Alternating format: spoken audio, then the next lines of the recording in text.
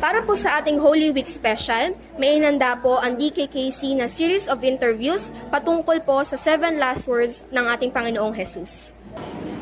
At para sa ikapitong salita na ibinahagi sa atin ng Panginoon, makakasama po natin si Brother Christian Rivero.